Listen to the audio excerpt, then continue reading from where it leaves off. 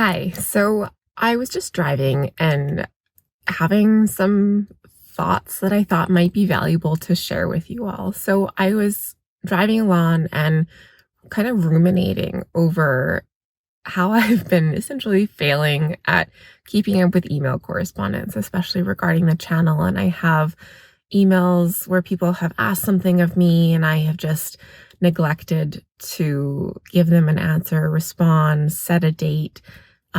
And it has been, weeks or even months for some of them. And I was getting kind of upset with myself about not being able to do that. And this may have something to do with my illness, but it may not. It may not be strictly to do with my illness. It might just be something that I struggle with. But it got me thinking about how, I'm getting down on myself because, especially with the Living Well emails, because I am trying to advocate that, people living with an illness such as schizophrenia are, capable and have a lot to give. And then I feel like when I am not able to keep up with these things, it's kind of negating that. And it's kind of being like, oh no, I'm not as capable. But I think that's kind of missing the point. And it's missing the point that, we are operating within systems and structures that are not necessarily built for a neurodivergent community. They're built for, neurotypical people who are able to function within these parameters. And even then, a lot of neurotypical people are not able to, adequately or fully function and flourish within these systems and structures that we have created. So what I wanted to kind of talk about is the idea of accommodations and how, if you need accommodations, it's not meaning at all that, you are incapable of doing what it is you need to do. It just means that you might need to do it in a little bit of a different way, and that the current structures and systems are not really lending themselves to you succeeding. And so accommodations are more figuring out a way to, work around and still work within these systems and structures that are at play, but in a way that is more tailored to your needs and the way you operate. And,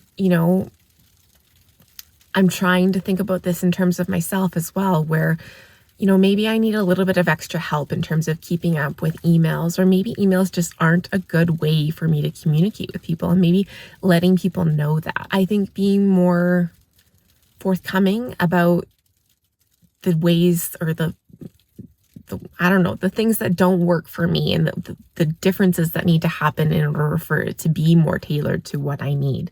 And the same goes for you if you need accommodations or if you struggle to operate within any of the systems or structures that are currently in place.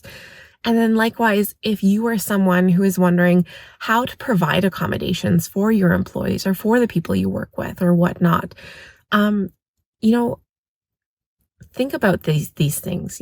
Like for me, it would be wonderful if these people tried to reach out in a different way or asked if there was any way they could help me navigate setting dates or, keeping up with these things. And that's, I think, what accommodations mean. I think what I'm trying to get at here is that accommodations aren't a way to,